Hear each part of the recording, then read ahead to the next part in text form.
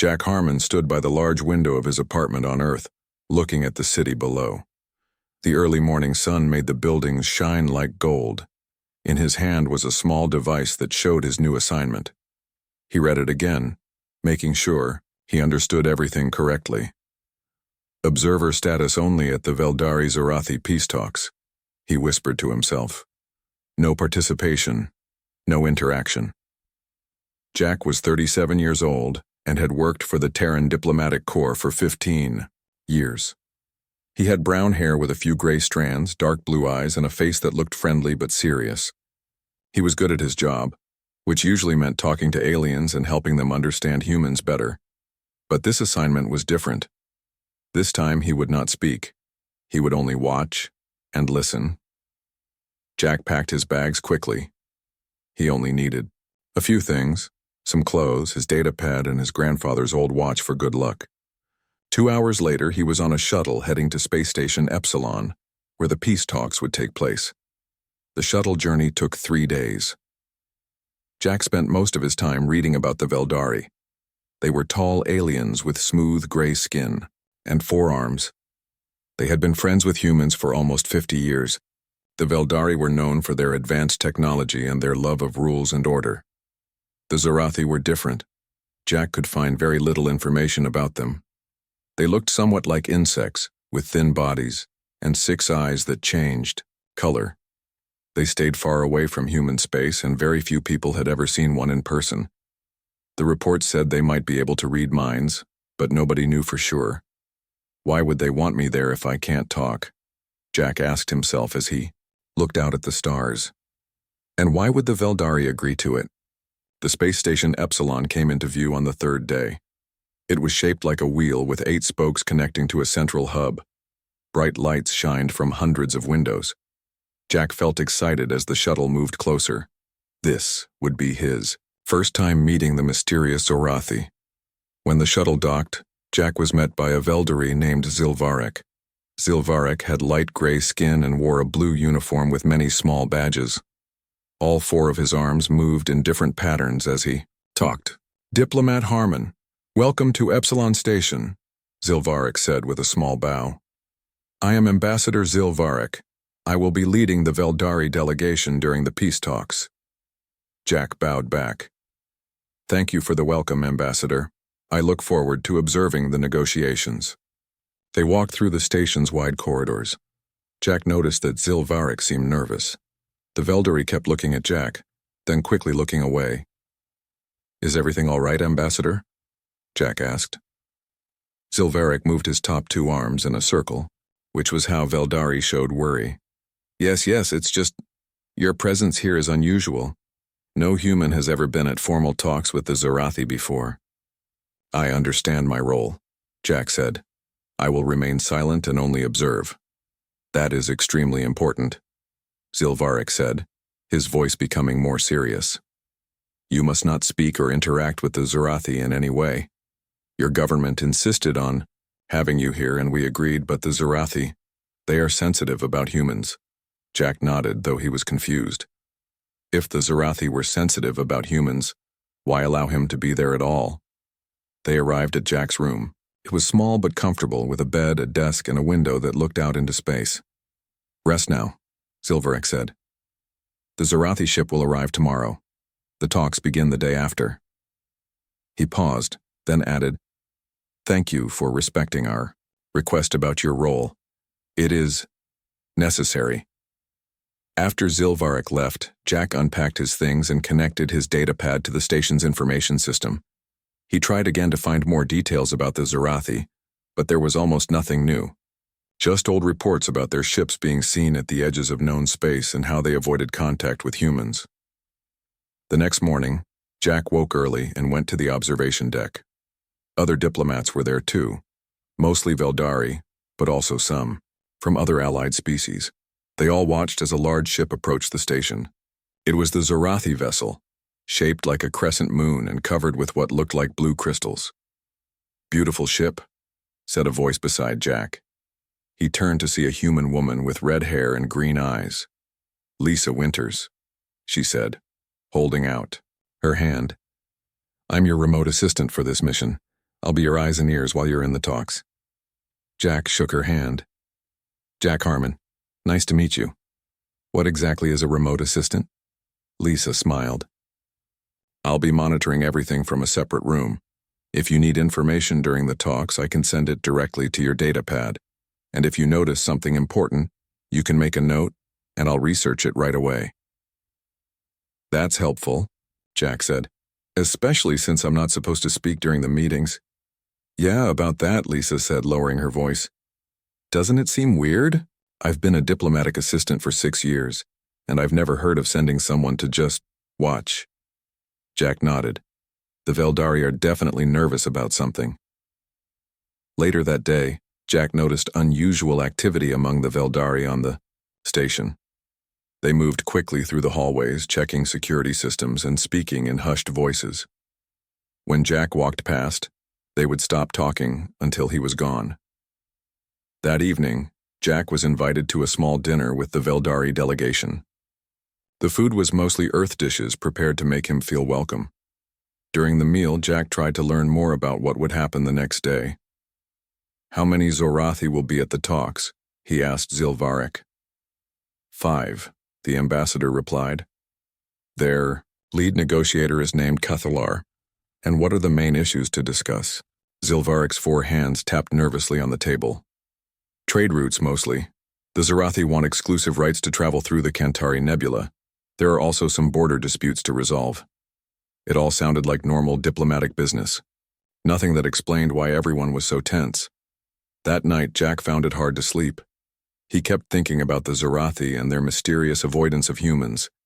He wondered what would happen when they saw him in the negotiation room. As he finally drifted off to sleep, he had a strange feeling that tomorrow would not go as planned. The next morning, Jack dressed in his formal diplomatic uniform, a dark blue suit with the Earth emblem on the shoulder. He made sure his data pad was fully charged and put his grandfather's watch in his pocket for luck. Just observe, he reminded himself as he looked in the mirror. Don't speak, don't interact, just watch and learn. He had no idea that his presence alone would soon change everything, or that by the end of the day the word observer would take on a whole new meaning. Jack walked with the Veldari delegation to the large meeting room in the center of the space station. His heart beat faster with each step. He had been to many diplomatic meetings before, but this one felt different. The air seemed heavy with worry. The meeting room was round with a large table in the middle. Chairs were placed all around it. The Veldari took their seats on one side. Ambassador Zilvarek pointed to a chair slightly behind their group. This is your seat, Diplomat Harmon, he said quietly. Remember, no matter what happens, please remain silent. Jack nodded and sat down. His chair was positioned so he could see everything, but was not directly at the table. On his datapad, a message from Lisa appeared. I'm watching from the control room. Good luck. The doors on the opposite side of the room opened. Jack held his breath as the Zorathi delegation entered. They were tall and thin with shiny skin that changed colors like oil on water. Each Zorathi had 4 long arms and 6 eyes arranged in a circle on their face. They moved gracefully, almost as if they were floating. The lead Zorathi, who Jack guessed was Cathalar, stopped suddenly when it saw him. All 6 of its eyes locked onto Jack. The eyes changed from a calm blue to a bright, alarming red. A low sound filled the room, making Jack's teeth hurt. It took him a moment to realize the sound was coming from the Zorathi. They were all staring at him now, their bodies tense as if ready to run away. You brought a human, Cathalar said, its voice strange and musical through the translator. The words seemed to shake with fear. This violates our understanding. Ambassador Zilvarek stood quickly. The human is only an observer. He will not speak or take part in our talks. The Zorathi huddled together and began speaking in their own language. The sounds were like water bubbling and bells ringing. Jack sat perfectly still, confused by their reaction. Why were they so upset by seeing him? He caught bits of what the Veldari were whispering. We should have warned them. Earth government insisted on having an observer. They don't understand human limits. After what felt like a very long time, Cathalar turned back to face them. We will continue. But the human must stay where we can see him at all times. The Zorathi took their seats, but they kept their eyes on Jack. He tried to make himself look smaller and less threatening, though he didn't understand why they would see him as a threat at all. The meeting began with formal greetings. The Veldari and Zorathi talked about their histories and their hopes for peace, but the mood was tense. Whenever Jack moved, even just to write a note on his datapad, the Zorathi would twitch and their skin would flicker with new colors. Jack's datapad vibrated. Lisa had sent him a message. "Something's not right. They're acting like you're dangerous, like they're afraid of you." Jack was careful not to nod or show any reaction. He just kept watching as the talks moved on to discuss trade routes through the Cantari Nebula. The Zorathi wanted exclusive rights to travel there, while the Veldari wanted to keep it open for all species. During a break in the talks, Jack stayed in his seat as the aliens left the room. Ambassador Zilvarek came over to him. "You're doing well," he said. "Just keep still and quiet." "They seem afraid of me," Jack whispered. "Why?" Zilvarek's four hands moved in nervous patterns. "It's complicated. The Zorathi have beliefs about humans. Old stories that make them wary."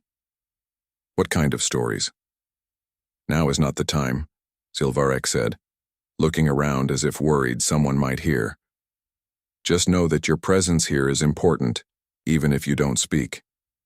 When the meeting resumed, Jack paid closer attention to the Zorathi.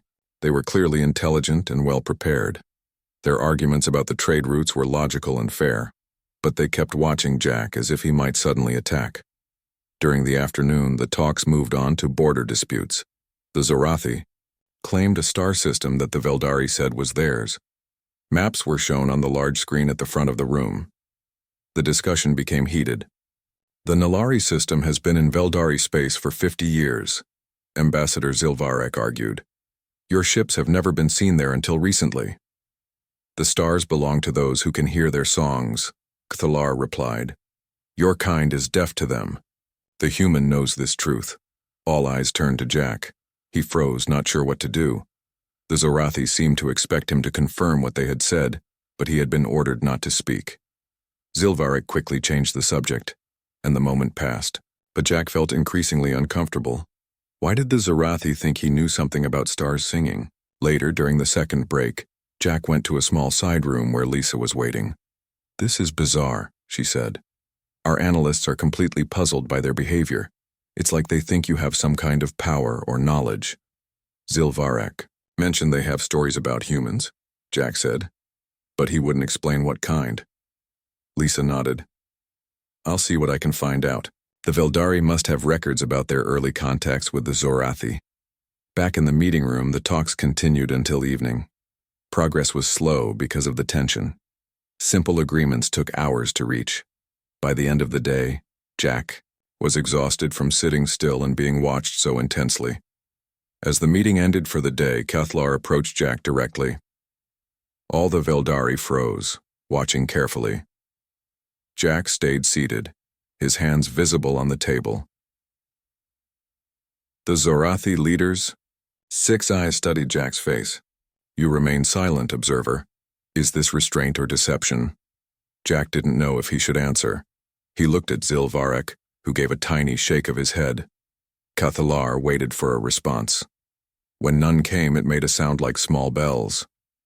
"Tomorrow, we will see what you truly are." After the Zorathi left, Jack let out a long breath. "What did that mean?" he asked Zilvarek. The Veldari ambassador looked worried. "I don't know, but we must be very careful tomorrow. The Zorathi are testing you somehow." That night, Jack couldn't sleep. He paced in his room thinking about the strange day. His datapad beeped with a message from Lisa. "Found something interesting in old Veldari records. We'll tell you tomorrow before the meeting. Get some rest." But rest wouldn't come. Jack stood by the window, looking out at the stars and at the Zorathi ship that glowed softly in the distance. Something big was happening, and somehow he was at the center of it. He looked at his reflection in the window. Just a normal human man. So why did the Zorathi look at him with such fear? Tomorrow, he whispered to himself. Tomorrow I'll find out. He didn't know that tomorrow would bring disaster, or that his role as a silent observer was about to be shattered completely. Jack met Lisa early the next morning in a small room near his quarters. She looked tired, with dark circles under her eyes, but excited. I was up all night searching through the Veldari records, she said, keeping her voice low. Most information about the Zorathi is restricted, but I found something interesting. She showed Jack her datapad.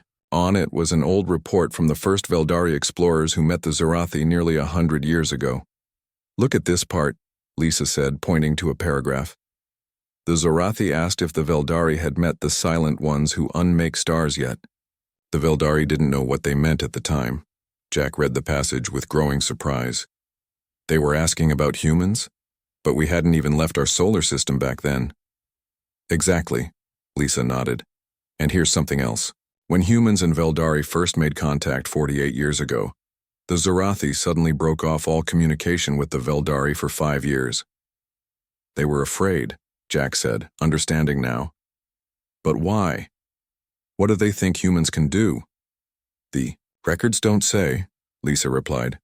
But whatever it is, they're clearly still afraid of it. Of you. Jack thought for a moment. So the Veldari brought me here knowing the Zorathi feared humans? That seems like a bad idea for peace talks. Maybe they're trying to show the Zorathi that humans aren't dangerous, Lisa suggested. By having you just sit there quietly, they might be trying to prove humans aren't whatever the Zorathi think they are. Before Jack could respond, his datapad beeped with a message from Ambassador Zilvarek. Meeting starts in 30 minutes. Please be on time. Jack hurried to get ready. As he walked to the meeting room, he noticed even more security guards than yesterday. The station felt tense, as if everyone was waiting for something bad to happen. When he entered the meeting room, all the Veldari were already there. They looked nervous, their 4 hands moving restlessly. Jack took his observer seat and waited. The Zorathi entered exactly on time. Today there were 6 of them instead of 5. The new one was smaller than the others, with skin that shifted between green and purple. It carried a strange device that looked like a glass ball filled with swirling mist. Cathlar nodded at Jack before sitting down. The observer returns. Good. The meeting began with a review of yesterday's agreements.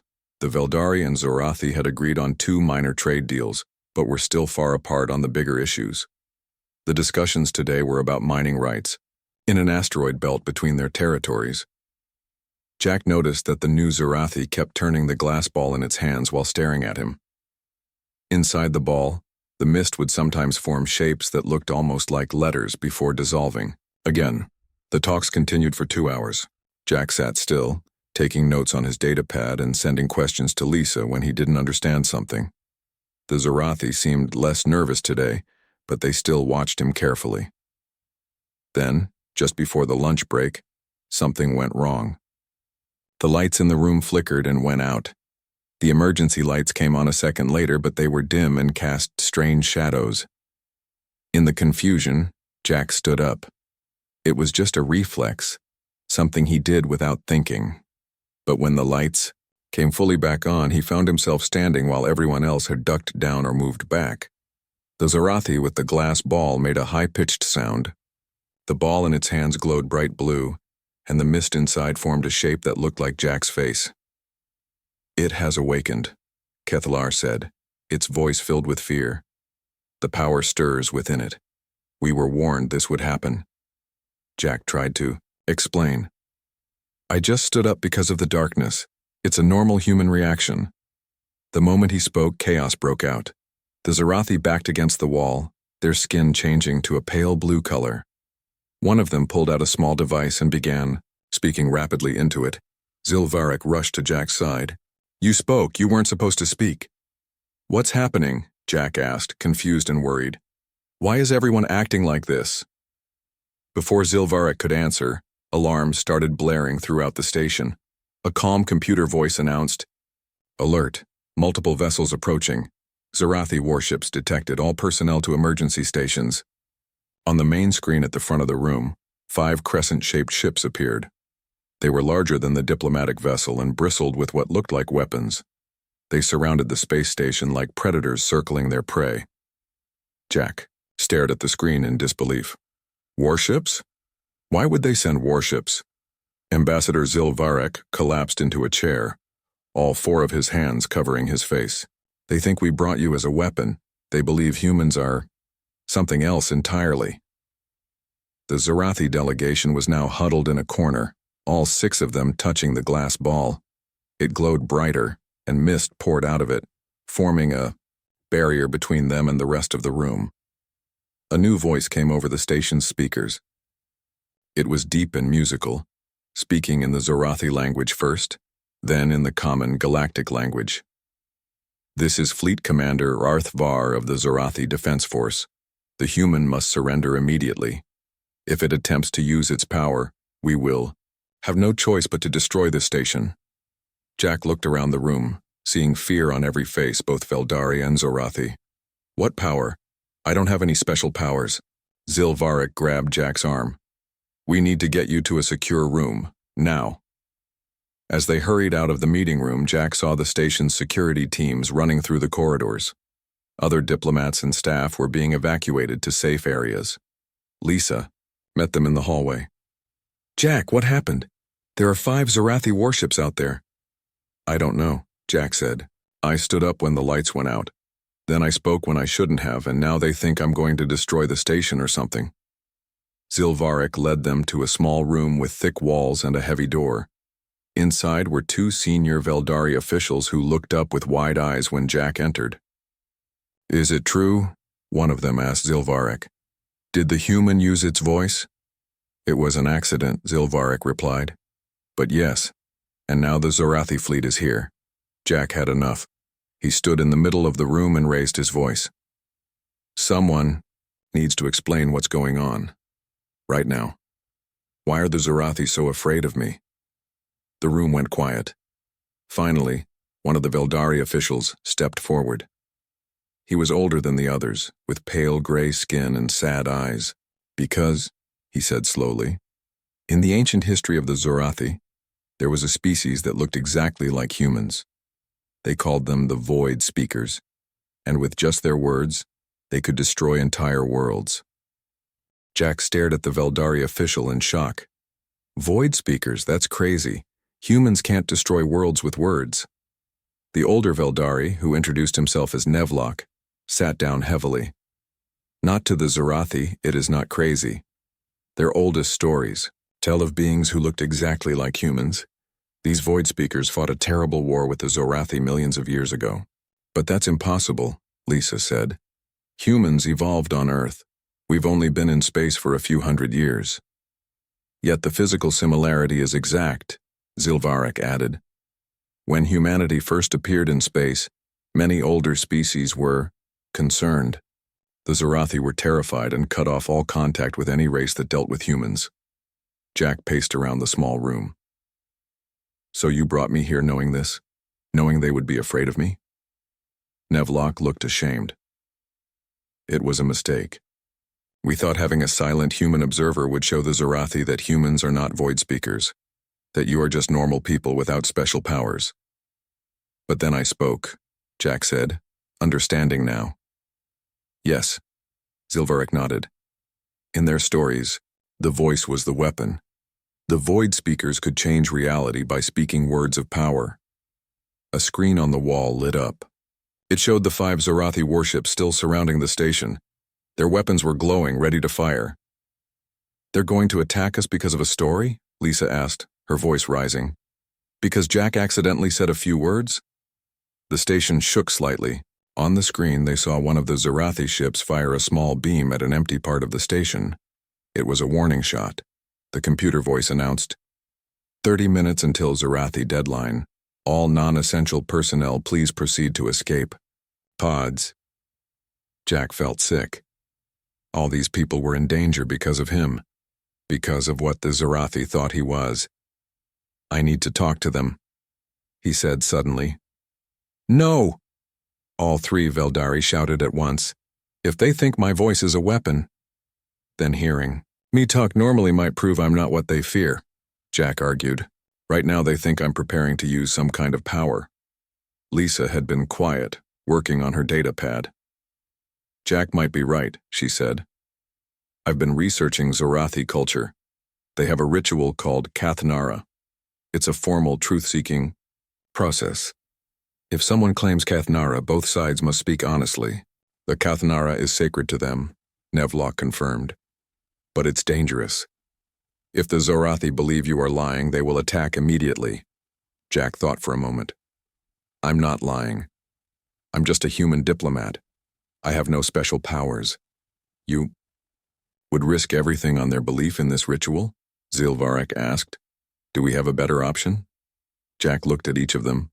If I do nothing, they might attack anyway. At least this gives us a chance. After much discussion, the Veldari reluctantly agreed. Jack would speak directly to the Zorathi fleet commander. They set up the communication system in a small room that had a large screen on one wall. Before starting, Lisa pulled Jack aside. I found more information about the ritual. You need to stand with your arms open, palms up, and you must start by saying your full name and home world. Jack nodded. Thank you, Lisa. Be careful, she said, squeezing his arm. We still don't know everything about their beliefs. Jack stood alone in front of the screen. His heart was beating fast, but he tried to look calm. Zilvarek and the others watched from behind a glass wall. The screen flickered on. A large Zorathi appeared, its skin dark blue with patterns of light moving across it. All 6 of its eyes were fixed on Jack. I am Fleet Commander Rethvar, it said. You have 10 minutes to surrender, human. If you attempt to use your power, we will destroy this station. Jack took a deep breath. He raised his arms, palms up as Lisa had told him. I am Jack Harmon of Earth. I request the right of Kathnara. The commander's eyes pulsed with surprise. For a long moment there was silence. Finally, Rithvar spoke. You know our ways. This is unexpected. The Kathanara is granted. Jack felt a wave of relief. I am human, only human. We are not void speakers. We do not have the power to destroy worlds with words. We are a young species that evolved on our own planet. The resemblance is too perfect to be chance, Rithvar said. Our records show that void speakers looked exactly as you do. Maybe it is a coincidence, Jack suggested. Or maybe humans are distant relatives of your void speakers, but evolved differently. Whatever powers they had, we do not have them now. The commander's eyes changed color several times as it considered this. Proof.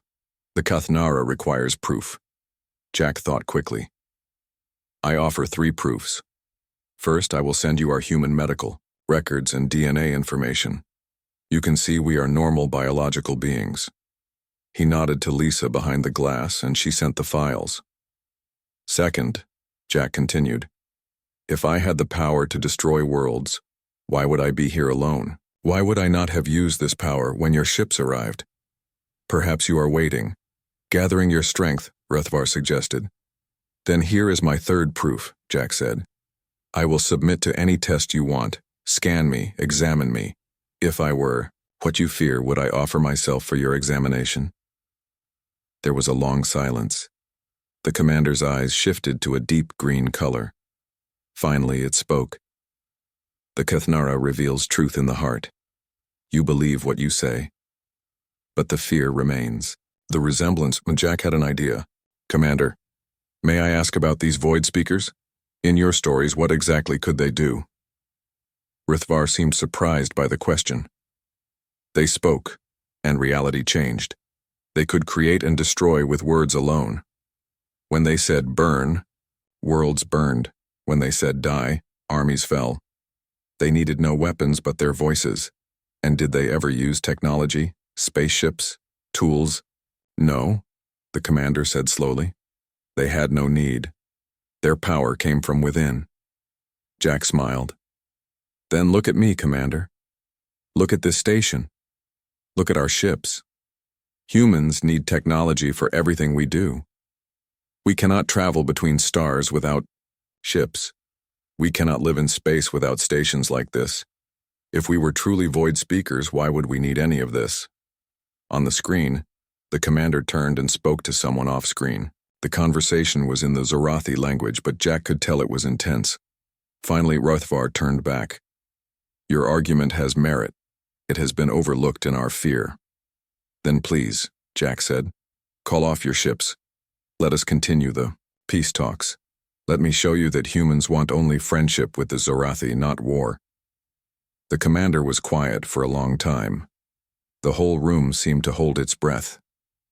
The ships will stand down, Rithvar finally said. But you, Jack Harmon, of Earth must come to my vessel, alone. There we will complete the Kathnara and learn the full truth. Everyone in the room protested at once when they heard Commander Rithvar's request. It's too dangerous. We can't let you go alone. It could be a trap. Jack raised his hand to quiet them. I need to do this. It's the only way to prove humans aren't a threat. Zilvarek stepped forward. At least take a security team with you. No, Jack said firmly. If I show up with guards, it will look like I don't trust them. And if I don't trust them, why should they trust me? Lisa pulled Jack aside. I've found more information about the Kathnara ritual. It's not just talking. They might ask for a blood sample or a mind scan. Will it hurt? Jack asked. The records don't say, Lisa admitted. But Jack, this is crazy. You don't have to do this. Jack looked at the screen where the Zorathi ship still surrounded the station. Yes, I do. Otherwise, everyone here is in danger. After a short debate, the Veldari reluctantly agreed to Jack's plan. They gave him a small communication device to wear behind his ear. This way, Lisa could still help him with information if needed. A small shuttle was prepared to take Jack to the Zorathi command ship. As he climbed aboard, Ambassador Zilvarek stopped him. Jack Harmon, your courage brings honor to humanity, the Veldari said formally. Return safely. The shuttle trip took only a few minutes. Jack watched through the window as they approached the largest Zorathi ship. It was beautiful in a strange way, like a crescent moon made of blue crystal. The shuttle docked with a soft thump. When the door opened, 4 Zorathi guards were waiting. They were taller than the diplomats Jack had met before, and their skin shifted between dark blue and black. Follow, one said simply. They led Jack through curved corridors that glowed with soft light. The air smelled like rain and flowers. Other Zorathi stopped and watched as Jack passed. Some made the same humming sound he had heard in the meeting. Room. Finally, they reached a large circular room. In the center was a pool of what looked like silver liquid. Around it stood Commander Arthavar and several other Zorathi. Jack Harmon of Earth, Arthavar said. You have come alone. This shows. Trust, Jack nodded. I have nothing to hide and nothing to fear. The Kathanara will reveal all truth, the commander said. Are you prepared? I am, Jack replied, trying to sound confident. 2 Zorathi approached him carrying small devices. One took a sample of Jack's hair while the other pressed a cool metal disc against his forehead. We examine your body and mind, Rothvar explained. The void speakers could not be detected this way. Their power hid them from all tests. Jack stood still as they worked. Lisa's voice whispered in his ear. Their technology is analyzing your DNA and brain patterns. Stay calm. After several minutes, the Zorathi with the devices stepped back. They spoke to Rithvar in their language, their voices like water running over stones. The commander's eyes changed to a golden color. Interesting. Very interesting. What did they find? Jack asked. Your body is simple biology. No hidden power source. Your brain shows normal patterns for a thinking being, Rothvar said. You are not hiding anything. Jack smiled with relief. As I told you, I'm just human. But there is more, the commander continued. There is something in your genetic code. A small pattern that matches old samples we have preserved. Samples from the time of the void speakers. Jack's heart beat faster. What does that mean? It means you were right. Humans may be distant relatives of the void speakers, but you have evolved differently. Whatever power they had is gone from you now. The silver pool in the center of the room suddenly glowed brighter. Images appeared above it. Stars, planets, ships. It was like a three-dimensional map. Our histories tell that the Void Speakers came from beyond our galaxy, Ruthvar said. They were few in number but great in power. They fought a war with our ancestors that lasted 1,000 years. The images changed to show scenes of destruction, planets breaking apart, stars going dark. Then suddenly, they disappeared. Ruthvar continued. Some say they destroyed themselves with their own power. Others believe they left our reality entirely. Jack watched the images with amazement.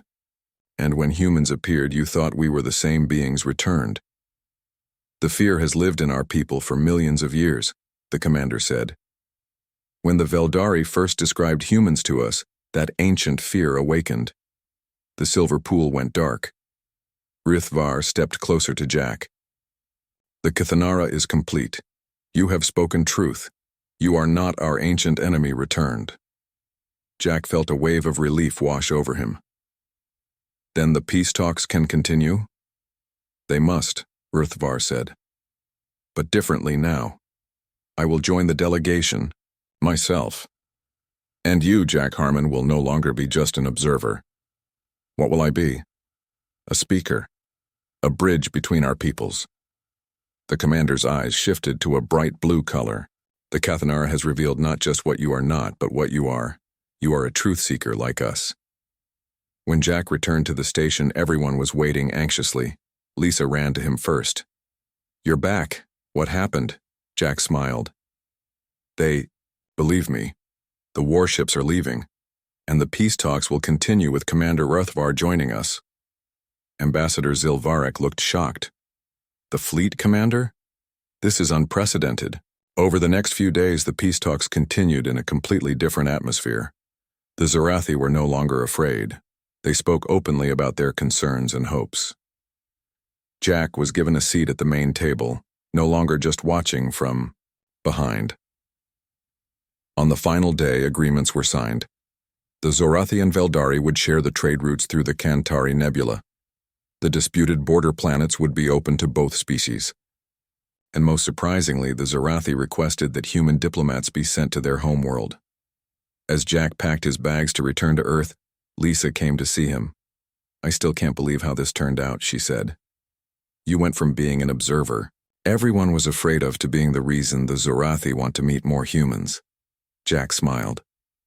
Sometimes the best way to prove you're not dangerous is to walk straight into danger. Earth Central will be shocked when they hear about all this, Lisa said. They just wanted a report on the Zorathi. Instead, they're getting a new ally. Before leaving the station, Jack met with Commander Ruthvar one last time. Our people have much to learn from each other, the Zorathi said. Perhaps it is no accident that humans resemble our ancient legends. Perhaps it is a reminder that old enemies can become new friends. Jack extended his hand, and after a moment's hesitation, Ruthvar took it in one of his 4 hands. From observer to friend, Jack said. That's a change I'm happy to make. As his shuttle pulled away from the station, Jack looked back at the Zorathi ship. Its blue crystal surface glowed in the light of the nearby star. He thought about how close they had come to disaster, all because of an ancient story and a misunderstanding. Sometimes, he realized, the most important part of diplomacy wasn't speaking. It was listening. And sometimes the most dangerous thing wasn't an enemy's weapon but their fear. Jack Harmon had come to observe. Instead, he had been observed. And in that mutual watching, both sides had found something unexpected. Not an ancient enemy, but a new beginning.